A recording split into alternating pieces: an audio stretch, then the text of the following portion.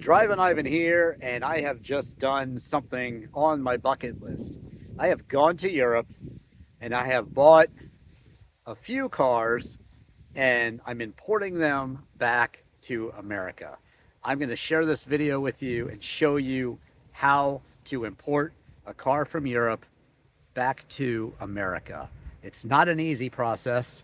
There's a lot of stuff along the way. Those of you that watch my channel will know I bought an MGF and got a tag for that car and drove it around Europe, the Nürburgring, and really enjoyed it. So that is going to be a follow-up video to this one. In this video, here behind me, as you can see, my Fiat Barchetta. I'm so excited to have this car because you can't get this car in America. I mean, maybe there's a handful of them, but I love driving things that nobody else has, and what better way to do that than to go to Europe and bring it on home with you. So smash that like button and let's get started with this video on how to import a car from Europe. I will do a full driving review of this one and also a comparison with the MGF as well. But for now, here is how to import a car from Europe and bring it home to America. Okay, so you want to import a car from Europe, do you? Do you think it's going to be easy? Well, the first thing to get over is the language barrier. If you're going to buy a car in England, of course, well, that's not a problem. If you're speaking English, of course, but if you're going to Italy, France, Germany, Belgium, Switzerland, Austria, what have you, Spain, you're going to need to know a foreign language. And believe me when I tell you, it makes things a lot easier. It's tough to communicate in a foreign country with people that don't speak English when you are American. And sometimes I experienced them not calling back because they saw that I spoke English or something. So really, use a translator app. If you're just communicating with them at first and you're using one of the apps or any other way to find a car in Europe, there's even eBay in Europe, there's many ways to find the cars. And if you're going to do that and deal with a private party, make sure you can speak their language.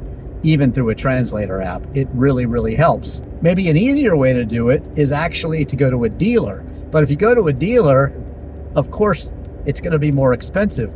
It might be very easy if they're a dealer who already imports cars to America or something like that. That's one way to go about it, and it will be much, much easier. First thing I did when I got to Europe, I was actually in Italy, thankfully, with a translator, friend of mine who speaks perfect Italian, and that is extraordinarily valuable. So the first cars I drove were a Fiat Coupe, which is pretty high on my list too. I drove a couple of those in Europe, actually, the Fiat Coupe. And then I drove actually a Cinquecento, an old Cinquecento, the classic one. And I already have a Fiat 500. It was Charlie Sheen's, actually. Check that out elsewhere on YouTube. Just search Drivin Ivan in any car, of course. But it was great. It was great to break the ice and go and drive a couple of cars at a dealership. And they, of course, had some knowledge that was helpful about the process of going through and importing a car. But ultimately, and unfortunately, those cars were a bit too pricey. It seems that if you're going for perhaps a BMW, then Germany is probably not the most cheap place to buy it because they're more valued and praised by Germans. Same thing with Italian cars. They might be more expensive in Italy. So you have to do your homework, you have to know your prices, and you have to look around a lot. It really also depends a lot on the type of car you're looking for and the type of buyer you are. Do you want the absolute lowest mileage, cleanest car in the world? Well, they're out there, and one thing I will say is that classic cars in Europe tend to be in better shape many times than the ones in America because they still do inspect those cars, actually. So they tend to be mechanically good if they're licensed and on the road. For me, it was important that I got a car with reasonable mileage. This one happens to be very low. This has about 96,000 kilometers on it, basically about 55,000 miles. So it's pretty low mileage when it comes to American cars and classics. I knew what I wanted. I saw this Fiat Barchetta and it was the color I want. My avid viewers will know I love blue cars. I really wanted this Fiat Barchetta. I liked the lower miles on it. And most importantly, and this is important, I liked the owner, and he spoke English, and it was an easy transaction. We thought about the price a little bit, but overall it was an easy transaction. And the paperwork, filling that out, you know, I kind of lucked out. They had a scanner, and they could scan and email all the documents that we signed. You will need a lot of documents to import a car from Europe. Believe me, you will need a copy of your passport. You will need a copy of their ID. You will need a bill of sale. You will need, of course, the title and all of that stuff. And you want to make copies of all that stuff, and go ahead and take the originals with you if you can. The company responsible for shipping the car home is going to need all of that stuff, and you're probably going to have to email it to them. So, you know, you're in Europe, you're traveling, you might not have access to a scanner, you might not be able to easily scan it to your email and send it. So if you have a seller that's willing to cooperate, and make sure you do. Some sellers might not want to deal with it, so you have to make them aware that you are shipping a car back to America, because it's a little bit more involved than a normal car sale. In my case, I made sure that everything was good with the paperwork, and there was some flexibility for me getting the car out there. I still hadn't really figured out the process yet when I went and bought this one. And I thought that I would be buying all my cars in Italy, and you know what? It was tougher in Italy than I thought. Not just because of the language, but they make it more difficult to transport a car legally after you buy it. And so what you have to do is you have to figure out, maybe you want to drive the car around. I'm going to go more into that next time when I show you my MGF. When that arrives, I'm going to go ahead and explain that process more of actually getting a car licensed and basically registered to you so you can drive it around in Europe and then send it back. And that also opens up more options for shipping. But you have to figure out where you're going to ship the car out of. So ultimately, I decided to tag and drive the MGF. So that left this one with the seller. Basically, I was lucky because he was okay with transporting the car basically to the point where it would go to the port. Now, that being said, there are a bunch of ports all throughout Europe, and usually you can work with all of those, but you have to figure out a price. There are many companies that offer shipping from Europe to America. There's many ways to do it. Roll on, roll off is the cheapest, or you can get yourself a shipping crate. But that's going to be a lot more expensive. If you're buying multiple cars, maybe that's the way to go, if you can shove them all in there. Also, if you think you're going to buy a bunch of souvenirs and throw them in the car because you got all that extra room, think again. You're not allowed to throw extra stuff in the car. So they won't allow it. It's like import-export, so they just won't let you do it because it has to go through customs and everything. So, can't do that. So they're very strict on delivering the car to the port. You can't have extra stuff.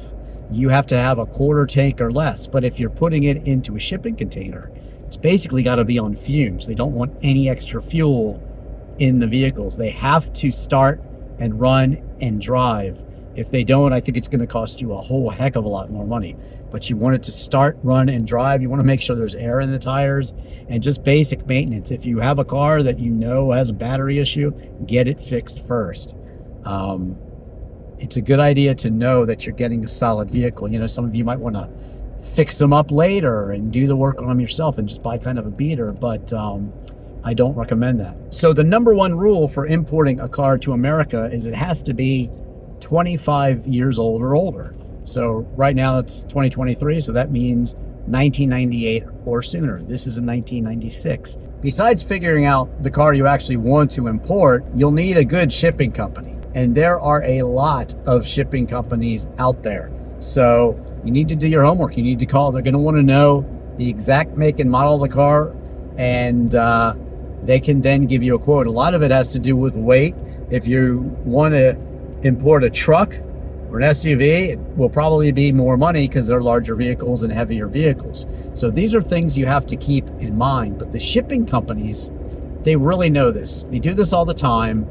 And some of them are quite communicative. The way they run their businesses in Europe is different. The hours are different. They're closed in the middle of the day. So this immediate accessibility that you expect from American companies, you might not get it with a company who is in Europe. So choose your shipping company and then go after the car you want. You can stay in touch with them. They'll want to know when the vehicle will be ready for shipping. That's a big deal. You got to get the vehicle ready, or else you could literally miss the boat. You have to be on another one. The next boat could be a different price.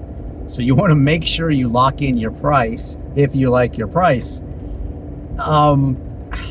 What is the price? I mean, I got so many different quotes and roll on, roll off. It's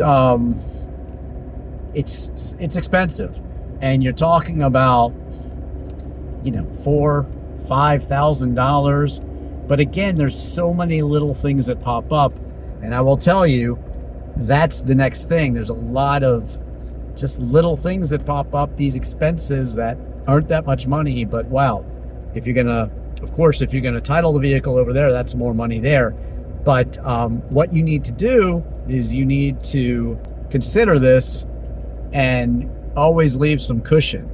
What if a shipper said they're going to pick up your vehicle at location X, take it to the port, and then that shipper falls through? So usually these shipping companies can arrange shipping anywhere in Europe. So if you find that the cheapest port is in Germany, or the cheapest port is in Italy or Spain, or wherever you find it, or maybe you're coming out of England somewhere, you want to make sure the price of that port, and you want to make sure that the car that you're getting is not too far away from that port. If it is, then your cheapest deal in shipping the car on a ship home is not cheap anymore, because it's very expensive. And then if you need to ship your car a long way, it could be $3,000 to ship it 1,500 kilometers. So you're significantly adding cost. So bear that in mind. The shipping company should be very good at letting you know everything that you need along the way. Once you pick that shipping company, of course, they need to know when the car is available. You need to figure out how to get it to the port, where there's also some drop-off locations that they use. And then let's say you want the car dropped off at the end of the month because you're leaving, and it doesn't go off until 10 days into the next month. Well, there are these places where you drop them off and they'll keep it there for 10 days and then deliver it to the port for you. So that might cost you a little more money though, but it's convenient because you don't necessarily have to babysit the whole process, and it gives you some flexibility.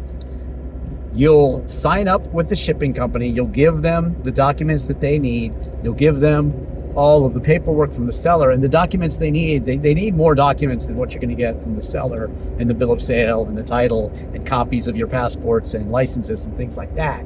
You will also need paperwork that they want. And then once all that's done and everything is taken care of and you're ready to drop the car off, well, you just basically go home and wait. And when the time comes to get your car, like he said, okay, go pick it up at the port. And I had all the import documents, and I also had a document that let me pick it up. So I figured, okay, I'm gonna get a ride. I'm gonna go pick the car up at the port. Easy enough, right? Well, sorry, no, wrong. I thought I was just gonna breeze on to the port and pick my car up. Nah, high security at the port. Unless you have a military ID, you need an escort. So that was more money. And then, guess what? The car cleared customs, this lovely Barchetta, but that's not good enough for my local Department of Motor Vehicles. They wanted a translation for the title. More money. So there's just a lot of incidentals along the way that were tough to deal with and sent me back days and weeks and this and that. So getting to this point where I have actually successfully imported this Fiat Barchetta, man, it was something else. It was not as easy as I thought, but to me, it's worth it in the end, because I have a car, like I said, that I never have to see another one, and it's just really, really special. It's special to have this Fiat Barchetta here in America, and I love it. I can't wait to get the MGF and the third surprise one. Again, I'm going to walk you through the process of titling a vehicle and tagging it so you can drive it around Europe. Check out my MGF laps on the Nürburgring, and stay tuned to my channel. Smash that like button and you will see the rest of my series on how to import a car to America from Europe. I hope you've learned a lot from this. Feel free to ask me questions below. I'll do my best to answer them. Leave me a comment. What do you think of my Fiat Barchetta? I'm going to do a full driving review. I'm also probably going to do a comparison with the MGF to sporty convertibles from Europe, unavailable in the United States. So stay tuned to my channel. Search any car and Drivin Ivan. Share my videos with your friends. And again, thanks for watching. I'm Drivin Ivan.